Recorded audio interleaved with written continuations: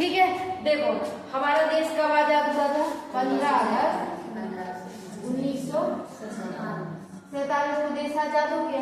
अब हर चीज के अलग अलग दृष्टिकोण होते, सामाजिक, राजनीतिक, आर्थिक, ठीक है, सांस्कृतिक। अब इनके अर्थ समझते हो आप लोग क्या कह रहे हैं? जैसे आर्थिक क्या हो गया? पूंजीवादी, समाजवादी। हमें देश की भारत बन गया 15 अगस्त 1947 को। अब हमें इसके सारे दृष्टिकोण पे काम करना है। तो आर्थिक पे हमने क्या किया? हमने मिश्रित अर्थव्यवस्था मॉडल को अपनाया। हमारे पास दो थे ना, समाजवादी और पूंजीवादी मॉडल, जिनमें हमें दो में से एक को चुनना था। हमने कौन सा मॉडल चुन लिया? मिश्रित। इसके बाद राजनीतिक रूप से हमने क्या अपनाया? लोकतंत्र को अपनाया, गणतंत्र को अपनाया। लोकतंत्र का अर्थ समझते हो? अर्थों को समझा करो, सिर्फ याद नहीं किया करो। लोकतंत्र का मतलब क्या है कि हमारे यहाँ क्या होगा?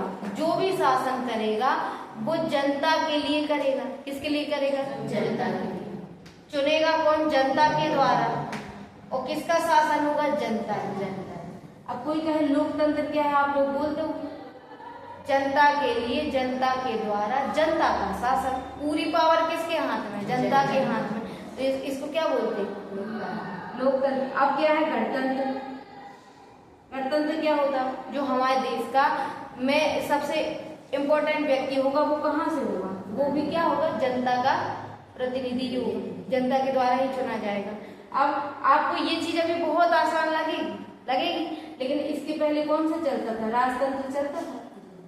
राजा का बेटा ही राजा। मान लो राजा का बेटा ही हमेशा राजा बनता रहा, तो आप लोग के पास कभी अवसर आएगा कि आप लोग राष्ट्रपति बन सको? आज भविष्य में बन सकते हो ना आप लोग भी। फिर जब ये एक राजा खत्म हो जाएगा तो अगला राजा कौन बनेगा? उसका बेटा बनेगा। अभी ये कहाँ पे सिस्टम चल रहा है? ब्रिटेन में ये तो चलता है ना, क्या है? राजतंत्र है ना। वहाँ महारानी का शासन चलता था। महारानी खत्म हो गई, उसके बाद वो किंग बने वहां के राजा। अंतर समझ में आ रहा है? लेकिन हमारे यहाँ क्या है? लोकतंत्र है, गणतंत्र है, जहाँ पे क्या होगा? सब कुछ किसके हाथ में है? जनता के हाथ में। हमने अपने उद्देश्य में क्या लिखा है? हम भारत के लोग। सब कुछ किसके हाथ में है? जनता जब जो चाहे कर सकती है। लेकिन जनता कैसी है? कभी भी उसका मान लो मूड चेंज हो गया। जैसे मान लो नेपाल में अभी इतना सब हुआ, आप लोगों ने क्या रिजल्ट पाया नेपाल की घटना का? कि नेपाल में राजतंत्र था, वहां के राजा के खिलाफ जनता भड़क गई। लेकिन जनता भी ऐसे तो भड़की नहीं होगी, कुछ तो उसके साथ गलत हुआ होगा। जनता मतलब बेरोजगारी, जब 2-3 चीजें होती। जब बेरोजगारी क्या हो जाती? चरम पे हो जाता, और महंगाई बढ़ जाती। अब समझना आप लोग, बेरोजगारी में अंतर होता है। आप लोग यहाँ से पढ़ के जाओगे BA की, फिर उसके बाद आपने MA की, तो क्या आप लोग मजदूर का काम करोगे? आप लोग को काम नहीं मिलेगा तो फिर, लेकिन आप जब तसला फेंकोगे तो ये कौन सी बेरोजगारी कहलाएगी? शिक्षित बेरोजगारी कहलाएगी ना। जैसे हमारे यहाँ पे जब देश आजाद हुआ 15 अगस्त 1947 को, सबसे ज्यादा लोग काय में लगे थे? प्राथमिक क्षेत्र, कृषि में लगे थे। 15 लोग 2 एकड़ खेत में काम करते थे। और काम कितने लोगों में चल सकता? 2 लोगों में चल सकता। 13 लोग बिना मतलब के लगे थे ना, लगे थे। अब जब हमारे देश में कैसा हुआ? अब थोड़ा कम हो गया, मान लो 5 लोग, फिर भी 3 बेरोजगार हैं जिनकी जरूरत नहीं है। इसको हम लोग क्या बोलते हैं? प्रच्छन्न बेरोजगारी। क्या बोलते हैं? प्रच्छन्न बेरोजगारी से तात्पर्य होता है कि जहाँ जरूरत ना हो फिर भी लोग काम पे लगे हैं। जैसे मान लो कि एक खेत है, अब जब से मशीनें आ गई तो काम आसान हो गया। पहले कटाई होती थी तो लोगों को जरूरत पड़ती थी, लेकिन लोगों की जरूरत एक लिमिटेड टाइम के लिए पड़ती थी कि नहीं? जैसे अभी धान की कटाई हो रही, फिर जब गेहूं होता था तो एक लिमिट समय में कि आप 15 दिन आप काट के चले जाओ, उसके बाद काम तो है नहीं। लेकिन ये लोग साल भर उसी पे डिपेंड करते थे। तो ये कैसी बेरोजगारी है? प्रच्छन्न बेरोजगारी, जहाँ आवश्यकता भी नहीं है फिर भी लोग लगे हुए हैं। समझ में आई चीज? बड़े बड़े कॉन्सेप्ट हैं, इन पे समझा कर। जैसे कभी तुम लोगों से किसी ने पूछा कि लोकतंत्र क्या है, तो आप लोगों को शब्द पता होना चाहिए। गणतंत्र पूछा तो आपको पता होना चाहिए। राजतंत्र, आर्थिक रूप से आपने कौन सा मॉडल अपनाया? इतना क्लियर हो गया। अब हमने ये मॉडल जब अपनाया तो हमें देश की क्या पता होना चाहिए? स्थिति पता होना चाहिए। तो स्थिति क्या थी हमारे देश की? प्राथमिक क्षेत्र में लोग क्या लगे थे? ज्यादा लगे थे। और सबसे ज्यादा कहाँ फायदा हो रहा था? सेवा क्षेत्र। सेवा क्षेत्र में कम मेहनत में ज्यादा पैसा है। जैसे अब प्राइवेट सेक्टर में आप चले जाओ, जो डॉक्टर्स वगैरह होते कितने घंटे के लिए बैठते? 5 से 6 बजे, 2 या 3 घंटे बैठते हैं। 2 या 3 घंटा बैठते हैं और एक पेशेंट का चार्ज कितना होता है? 400 रुपया। जब 400 रुपये उनकी फीस होती, इसके बाद वो तरह तरह की क्या करवाते? टेस्ट करवाते। 2-3 हजार रुपए टेस्ट भी उन्हीं के अंदर हो रहा, उन्हीं की मशीनें हैं, उन्हीं के मेडिकल में 4-5 हजार की दवाई लिखते। इसमें भी इनका कमीशन बन गया। उन्हीं ने एक बार मशीन खरीद ली और काम करते रहे। इसके बाद कम से कम आज के समय हर व्यक्ति बीमार है, बहुत कम स्वस्थ है ना। दवा स्वस्थ तो अब गिनती के लोग होंगे, तो सबको जाना ही है हॉस्पिटल, दवा करवाना ही है। दिन भर में मान लो 50 पेशेंट भी देख लिए, 50 में मान लो 30 रोज देखे, तो ये कम समय में कितना पैसा कमा रहे हैं। अब मान लो चले जाओ तुम किसान के यहाँ अगर 5 लोग एक खेत में लगे हैं तो वो तो साल भर में उनको मिल रहा है ना। वो भी क्या, गेहूं, धान, ये सब चीजें क्या है, पहले तो वो अपने घर की आवश्यकता को पूर्ति करेगा। और दूसरी बात है कि जब वो अपनी फसलों को बेचने जाता कटाई के बाद, तो क्या उसको उचित मूल्य मिलता है? वो तो हमने बताया था ना तुम लोग को, MSP याद है? ये तुम लोग को हम बहुत गहरी चीज पढ़ा रहे हैं। ये तुम लोग को बड़ी बड़ी MSP हम बताए थे ना, मिनिमम सपोर्ट। इसका अर्थ क्या होता है? देखो, जब हमारा देश आजाद हुआ 15 अगस्त 1947 को, तो हमने पंचवर्षीय योजनाएं अपनाई। तो हमारे देश में एक चीज क्लियर हो गई थी कि हमें सबसे ज्यादा फोकस काय पे करना है? कृषि पे। जब कृषि पे करना है, क्योंकि हम उस समय पे गेहूं कहाँ से इंपोर्ट करते थे? अमेरिका से। तो जब हम गेहूं इंपोर्ट करते थे, तो जब उस समय लाल बहादुर शास्त्री जी ने क्या नारा दिया था? जय जवान जय किसान दिया था। तो जब उन्होंने जय जवान जय किसान का नारा दिया, उस समय पे हमारे देश में अकाल भी आ गया। गेहूं की समस्या पहले से थी। तो इसके बाद क्या आई? हरित क्रांति आई। कब आई? 1968, 66 के बीच आई। ठीक है, कौन किसके सहयोग से आई? लाल बहादुर शास्त्री जी थे ना उस समय प्रधानमंत्री। इसके बाद जब ये आई तो इंदिरा गांधी जी फिर बीच में आ गए थे, वो खत्म हो गए थे। आपको इसलिए जैसे बड़े बड़े जो हमारे देश के प्रतिनिधित्व करते हैं ना, उनकी पता होना चाहिए। क्योंकि जैसे इस समय हरित क्रांति आई, अगर मान लो लाल बहादुर शास्त्री जी सहमति ना देते तो क्या हरित क्रांति आ पाती? इसलिए हमें पता होना चाहिए कि जो हमारे बड़े लोग हैं, जो हमारे देश का प्रतिनिधित्व कर रहे हैं, वो कौन थे उस समय पे। इसलिए नाम याद होना चाहिए। जैसे नोटबंदी पता है आप लोग को? नोटबंदी किसके समय आई थी? कौन लाया था? नोटबंदी है क्या?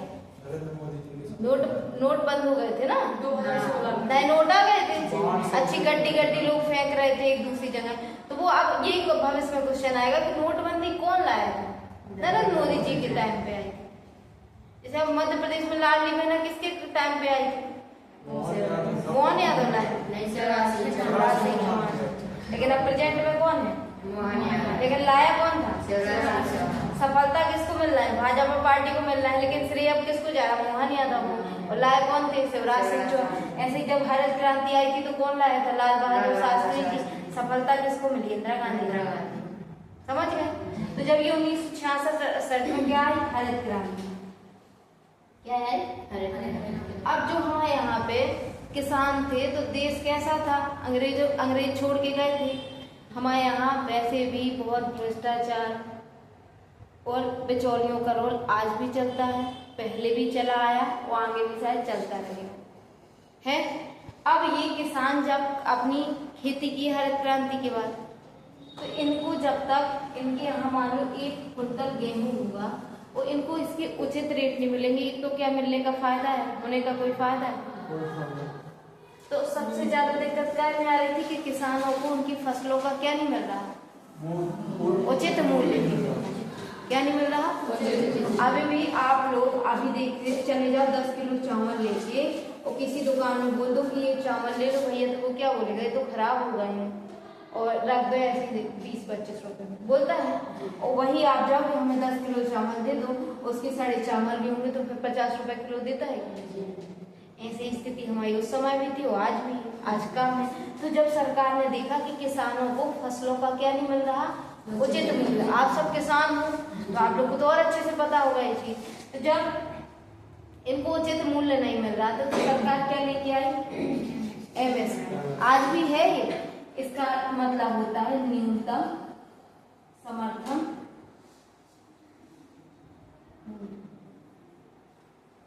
इसका ये है कि सरकार आपको गारंटी दे रही, जैसे हमारे देश में पहले वस्तु विनिमय पद्धति थी, पता है ना क्या होता था, वस्तु को बदलने आदान प्रदान से चलता था।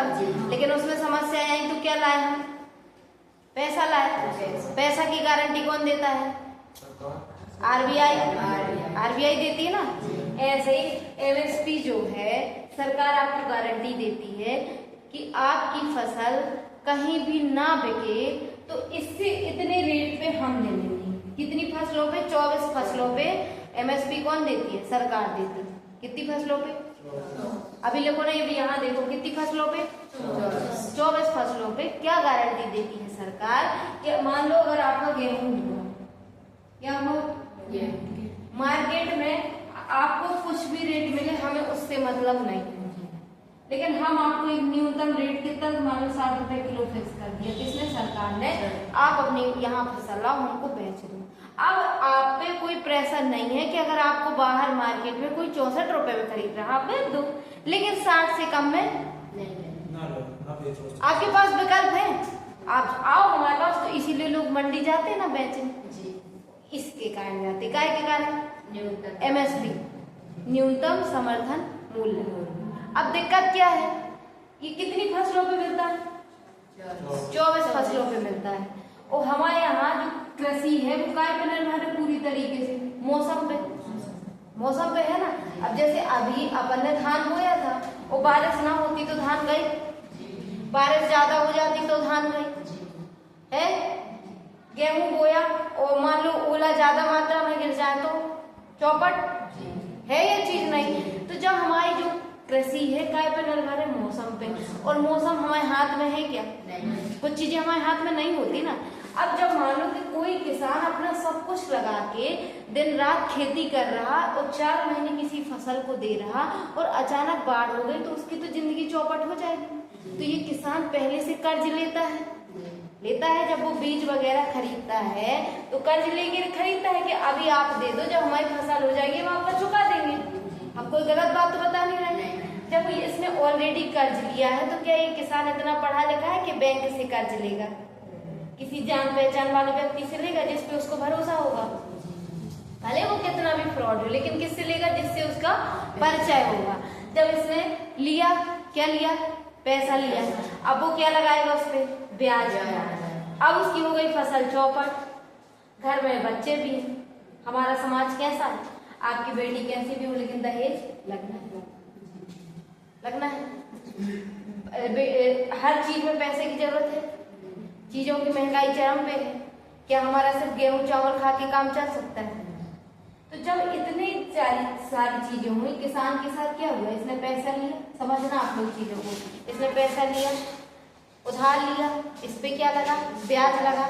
इसने सिर्फ इस मोटिवेशन के साथ खरीदा कि जब हमारी फसल हो जाएगी तो बिकेगी, हम उसका चुका देंगे। अब उसकी मौसम ज्यादा बिगड़ गया, बारिश ज्यादा हो गई, बाढ़ आ गई, उसकी फसल हो गई चौपट। अब उसको क्या होगा, टेंशन होगी। तो किसान जब टेंशन होगी, उसके पास विकल्प कुछ है नहीं, क्योंकि वो कुछ और कर भी नहीं सकता ना, तो वो जाके क्या कर लेता, सुसाइड कर लेता। हमारे देश में आज बहुत गंभीर समस्या बनी हुई है सुसाइड। तो सरकार क्या कहती है कि हम आपका क्या माफ कर देंगे, लोन माफ कर देंगे। अब सरकार को कौन बताए कि किसान कहाँ से लोन लेगा। इसीलिए जब आप लोग बैंकों से लोन लेते हो तो वो क्या हो जाता, माफ हो जाएगा। जब किसी भी पार्टी को चुनाव जीतना होता तो किसानों के साथ समस्या लोन माफ कर दिया जाता, लेकिन उसने कहाँ से लिया? अनौपचारिक तरीके से लिया। सरकार को थोड़ी पता है कि आपसे लिया, कितना लिया, क्या लिया। तो यहाँ से लोन कौन लोग लेते? जो पढ़े लिखे लोग हैं। और लाई किसके लिए जाती है योजना? जो गरीब किसान है। तो उचित लाभ मिल पा रहा है क्या? समझ रहे हैं आप चीजों को? तो हमारे यहाँ ये समस्या है। अब जब ये समस्या है तो हमें विकल्प तो हर चीज की सोचना पड़ेगा। अब ये जब हम 15 अगस्त 1947 को आजाद हुए थे, तब हमारा उद्देश्य सिर्फ क्या था कि हमें कैसे भी करके भारत को खड़ा करना है। क्या करना है? भारत को खड़ा करना है, क्योंकि हमसे पाकिस्तान अलग हो गया था ना, और यहाँ बांग्लादेश हो गया था। तब इसको हम काय के नाम से जानते थे? इसको हम पूर्वी पाकिस्तान और इसको पश्चिमी पाकिस्तान। अब उस समय पे हमें ये था कि जो हमारा भारत है ये कैसा रहे? अखंड भारत बना रहे, कैसे भी करके भारत का विभाजन ना हो। दूसरी बात है, हमारे पास संसाधन सीमित थे, कैसे भी करके हमें अपने देश को संभालना था, हमें अपने लोगों को शिक्षित बनाना था, स्वस्थ बनाना था, अपने देश का जो ढांचा है उसको मजबूत करना था।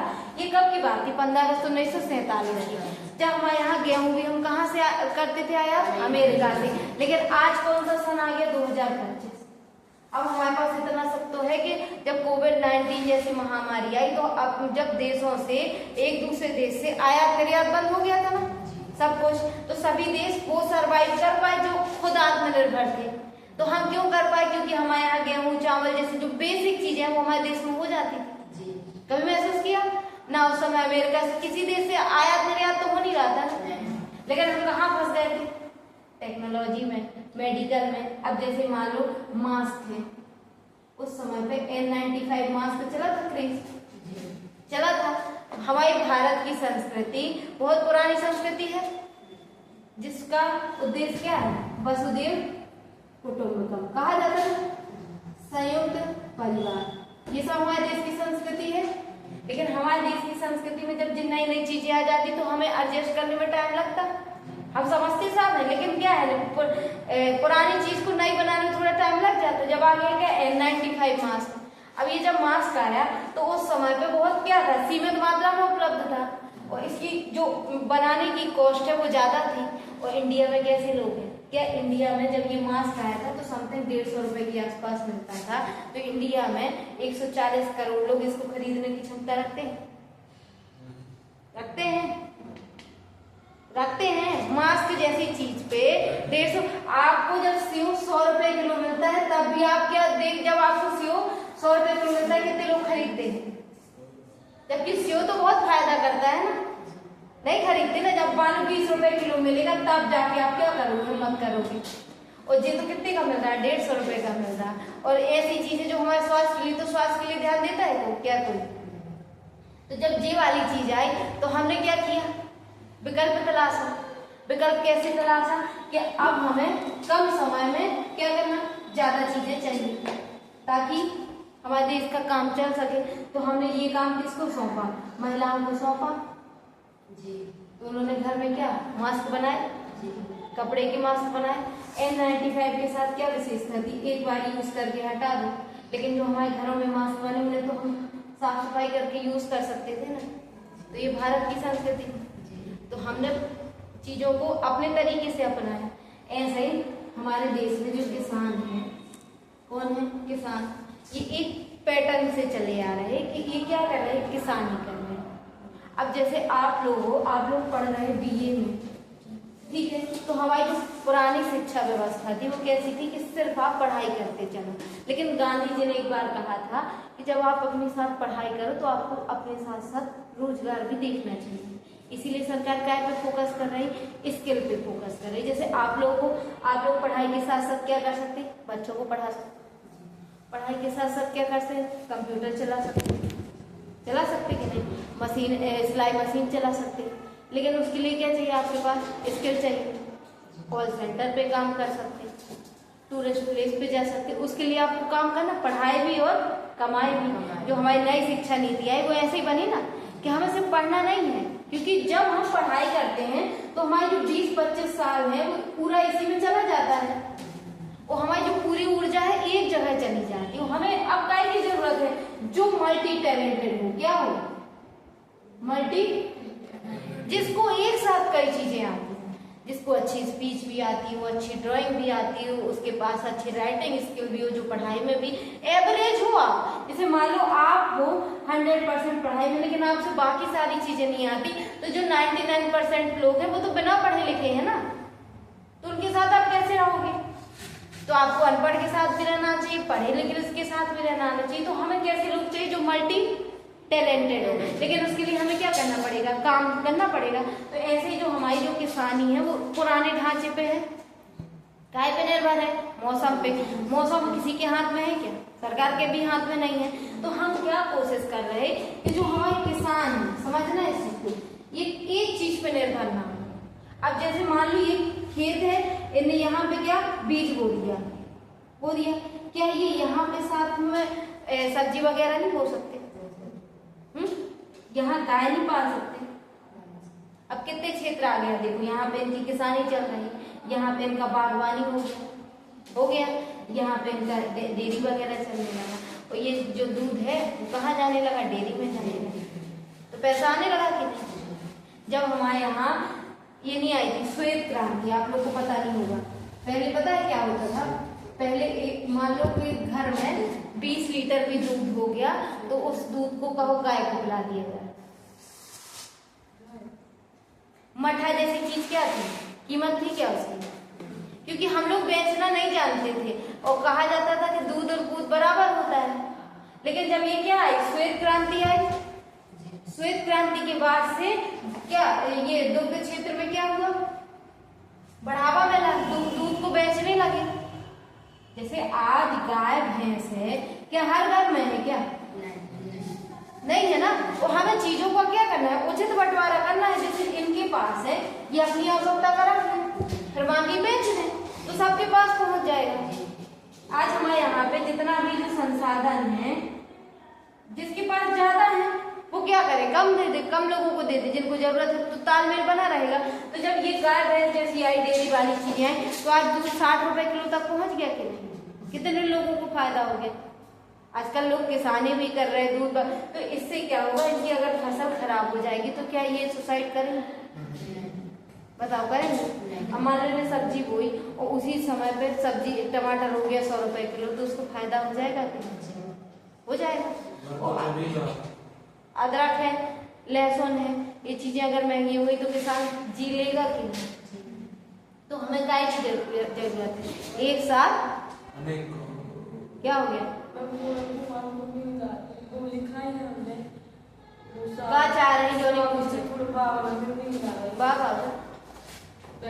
जी है देश के अंदर।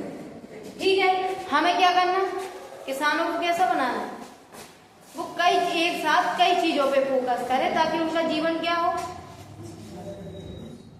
अब जैसे मान लो कि हम लोग, हमारे माता पिता, हमारे जो दादी पापा हैं, वो लोग, उनके समय मोबाइल था क्या? नहीं था। उनके समय गैस सिलेंडर था क्या? उनके समय चूल्हा चलता था। लेकिन चूल्हा चलता था क्योंकि गैस की खोज नहीं हुई थी। अब गैस की खोज हो गई तो गैस ने हमारा जीवन कैसा बना दिया? आसान बना दिया। तो हमें क्या जरूरत है कि हम गैस को अपना लें अपने जीवन में? अपना लेना। लेकिन मान लो कि ये जो पुराने हैं, जिसको हम लोग क्या बोलते हैं, रूढ़िवादी लोग हैं। रूढ़िवादी क्या है? जल्दी जो बदलाव उसको स्वीकार नहीं करते। जैसे आपको जॉब पे ना जाना हो, आपको कोई काम ना हो, तो चूल्हे में बनाने में कोई दिक्कत नहीं है। स्वाभाविक है कि वो खाना स्वास्थ्य के लिए लाभदायक होता है। लेकिन उसमें समय भी तो कितना लगता है। उससे जो धुआं निकलता है वो हमारे स्वास्थ्य को कितना प्रभावित करता है कि नहीं? ऐसे में क्या जरूरत है कि हम नई चीजों को अपना लें। जो नई चीजें आ रही हैं उसका उद्देश्य क्या है? हमारे जीवन को आसान बनाना है कि नहीं? ताकि हम नई चीजों को अपना के आज यहाँ सब बैठे। सोचो गैस ने हमारे जीवन में कितना बदलाव ला दिया। किसी को चाय बनाना हो क्या हमें सोचना पड़ता? पहले अगर कोई बोलते चाय बनाओ तो बताओ ना, थी चीजें कि नहीं? और जो हमारे पुराने लोग हैं वो नई चीजों को क्या करते? स्वीकार नहीं कर पाते। अब पहले के समय कबूतर से संदेश भेजे जाते थे। आज हमारे यहाँ पे मोबाइल जैसी चीज आ गई कि आप यहाँ से बैठ के अमेरिका का पता कर लो 1 सेकंड में। कितनी अच्छी चीज आ गई। लेकिन हम लोग उसके अच्छी चीजें ना करके क्या कर रहे हैं? उसका गलत उपयोग कर रहे हैं। तो जो नई चीजें आ रही हैं वो क्यों आ रही हैं कि हम अपने जीवन को क्या बनाएं, आसान बनाएं। ऐसे जो किसानी है, खेती है, जो भी सारी चीजें हैं वो पुराने सिस्टम से हटा के हमको क्या करना, नए तरीके से करना। पहले किसानी बहुत कठिन थी जिसमें ऊर्जा ज्यादा लगती थी, मेहनत, लेकिन जब से मशीनें आ गई बहुत आसान बन गया। आ जाओ, आसान बन गया कि नहीं? आप खेती किसानी करना बहुत आसान है कि नहीं जब से मशीनें आई, टेक्नोलॉजी आई।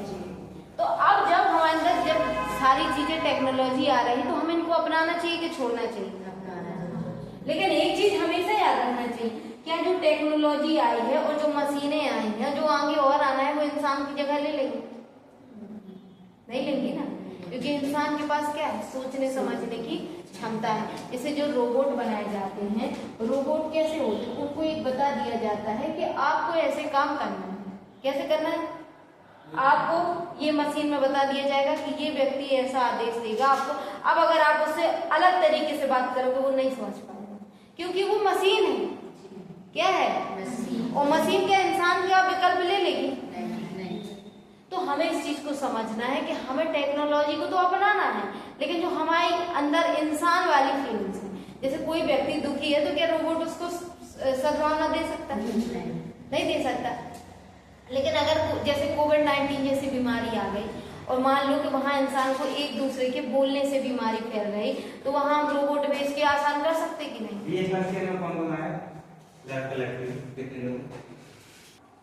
ठीक है, हमने क्या किया, टेक्नोलॉजी और सारी चीजों को हमें अपनाना है, लेकिन क्या टेक्नोलॉजी वगैरह इंसान की जगह ले सकती है? लेकिन टेक्नोलॉजी भी जरूरी है, मशीनें भी जरूरी हैं। जैसे कोविड-19 जैसी बीमारी आई थी, उस समय पे लोग एक दूसरे के टच में आने से उनको भी कोरोना जैसी बीमारी हो रही थी, तो हमें कोरोना को कम करना था कि बढ़ाना था? अब उस समय आप कहो कि नहीं हम उससे प्यार करते हैं, वो हमारी मम्मी है, वो हमारे पापा है, वो हमारा परिवार है, तो आपको भी हो जाएगा। और हमें काय पे फोकस करना कि उनकी ठीक हो जाए। तो ऐसे समय पे मान लो हम उनसे मिलने नहीं जा सकते, तो हम रोबोट को भेज सकते कि नहीं? दे सकते। रोबोट जाके उनको क्या करेगा, खाना दे के आएगा, उनको दवा दे के आएगा, उनकी सारी चीजें करके आएगा। अब ऐसे में जब डॉक्टर कम है और पेशेंट ज्यादा है, डॉक्टर और पेशेंट ज्यादा है, तो क्या हमें सारे लोगों को स्वास्थ्य देना है? तो क्या ये रोबोट को हम एक बता नहीं सकते कि अगर किसी को सिर दर्द हो तो पैरासीटामोल दे दो, अगर किसी को ये बीमारी हो तो ये, तो रोबोट जीवन आसान कर सकता है? कर सकता कि नहीं? तो हमें अपनाना भी, अगर हम नहीं अपनाएंगे तो हम बहुत पीछे रह जाएंगे। क्या रह जाएंगे? तो हमें अगर कदम से कदम मिलाना है तो हमें टेक्नोलॉजी को अपनाना है, लेकिन हमें अपनी संस्कृति को साथ लेके चलना है। जैसे N95 है, इसकी जगह हमारे मास्क रख दो, जो हमारे घरों में बने थे कि नहीं? अब भारतीय संस्कृति क्या है कि जब कोरोना आया था तो लोग ऊपर से घंटी बजा रहे थे, जो उस समय पे डॉक्टर, नर्स हैं, पुलिस हमारे देश की सेवा कर रहे थे अपनी जान को जोखिम में डाल के, तो हम उनके प्रति एक प्रेम जता रहे थे ना, अपने घरों से घंटी बजा के, फूल बरसा के। हुआ था, याद है तुम लोग को? ताली बजाई, जिससे जो हुआ। तो एक हिसाब से हम क्या कर रहे हैं कि उनके साथ ये फील करा रहे हैं कि हम आपके साथ खड़े हैं। जब तक आपको किसी चीज का क्या नहीं मिलेगा, मोटिवेशन नहीं मिलेगा, और जब तक आपको तारीफ नहीं करेगा तो क्या आप लोग उसको आगे करोगे? जैसे मान लो सिपाही है, उनके देश में इज्जत न की जाए तो कोई आर्मी में जाना चाहेगा? तो हमें सारी चीजों को क्या करना है, मैनेज करके चलना है। ऐसे जो हमारे यहाँ पे किसानी है, आर्थिक, किसान सबसे ज्यादा इम्पोर्टेंट है। आज हमारे देश में जब बजट बनाया जाता है, क्या बनाया जाता है? सबसे ज्यादा फोकस किस पे किया जाता है? किसान। लेकिन किसान को मिल कितना पाता? कारण क्या है? क्योंकि जो लाभ छोटे किसानों के लिए आता है वो कौन ले जाता है? बड़े लोग। क्योंकि किसान वो जानता नहीं। हर साल सरकार जो है लोन माफ करती है, जो ब्याज दिया रहता है कर्ज वो माफ करती है, लेकिन आप लोग बताओ कर्ज माफ करना अच्छी चीज है? अपनी अच्छी चीज है? और बताओ क्यों अच्छी चीज है? बताओ, जो कर्ज माफ करती है सरकार वो अच्छी चीज है या बुरी? आप बताओ, कर्ज माफ करती है सरकार, अच्छी चीज है या बुरी? अच्छी है, मतलब कितना फंस जाते इसलिए मतलब सरकार का कर देती है। लेकिन पैसा भी देना चाहिए किसान को। तो दे तो रही, अब सीधे मान लो कर्ज ही माफ कर दे रहे, वो पैसे ही देना तो है, वो तो ज्यादा दे रही। आप बताओ, कर्ज माफ करना अच्छी हमारे देश की जो अर्थव्यवस्था है उसके लिए अच्छा है या बुरा? देश के बारे में सोच के बताओ, तो भारत देश के लिए कर्ज माफ करना अच्छा है? अच्छा है। अब ये बताओ, जब कर्ज लिया तो हमारे यहाँ पे सरकार अपनी जेब से पैसा खर्च करती है? नहीं करती ना। अमीरों से क्या करती है? टैक्स लेती है। और किस पे? गरीबों पे खर्च करती है। करती है। तो इनडायरेक्ट में पैसा किसका है? लोगों का है। आपने कर्ज माफ कर दिया, तो इस कर्ज माफ किया, जिसमें आपका उद्देश्य क्या था कि छोटे किसानों को लाभ। किसको?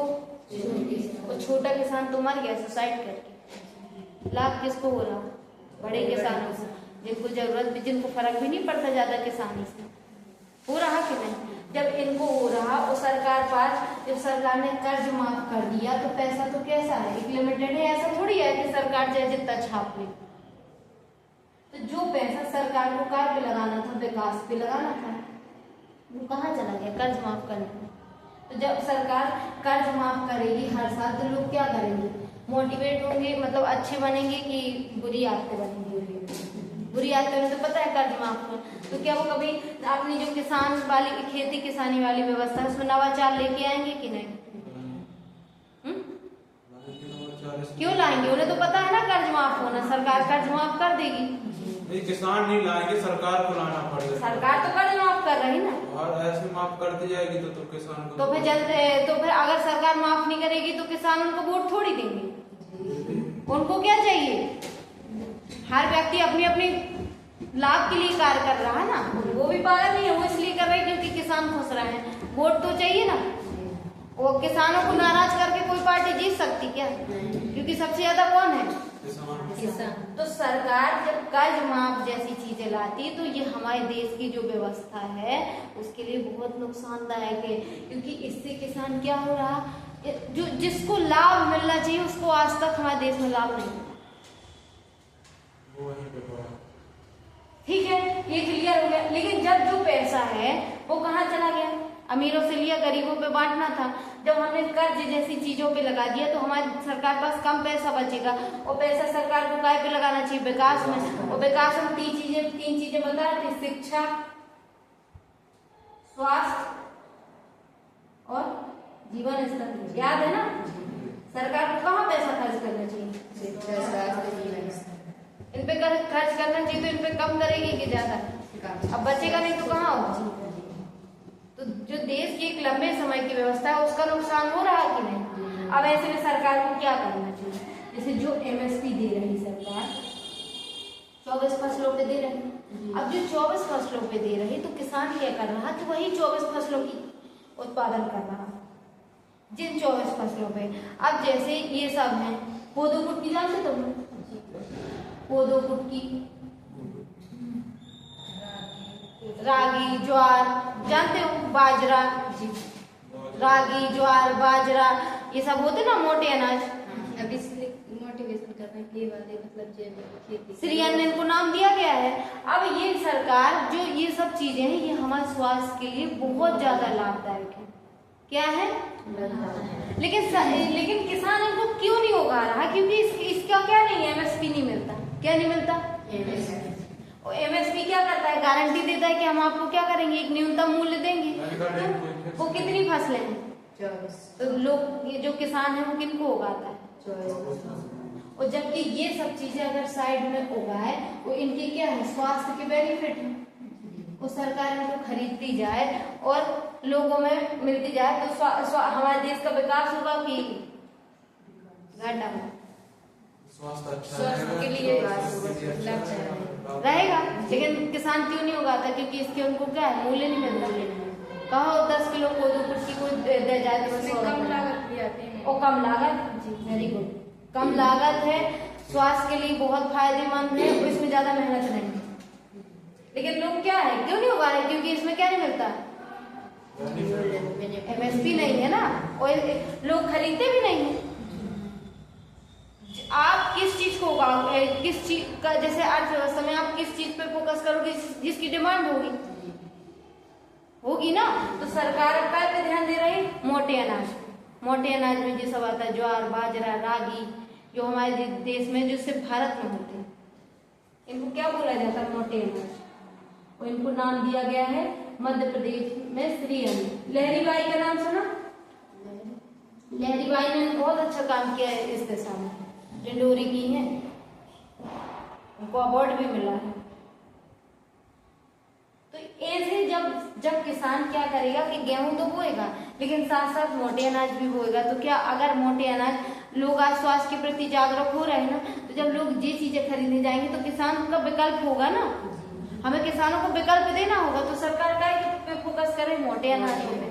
दूसरी बात, जैसे प्रधानमंत्री सम्मान योजना 6,000 रुपए देती है ना प्रधानमंत्री जी, और 4,000 देते हैं मुख्यमंत्री, 10,000 रुपए साल भर में मिलता है कि नहीं? होता कुछ नहीं है इस पैसे का, लेकिन आपके पास एक बेसिक चीज तो है। तो सरकार को काय पे फोकस करना चाहिए, अदर चीजों पे फोकस करना चाहिए जो एक लंबे समय तक चले। तीसरी चीज क्या लाना चाहिए, किसानों में जागरूकता। जागरूकता कैसी लानी चाहिए कि अगर आपके यहाँ काली मिट्टी हो रही है, तो काली मिट्टी में क्या अच्छे से होगा, गेहूं कि धान? गेहूं अच्छे से होगा कि धान?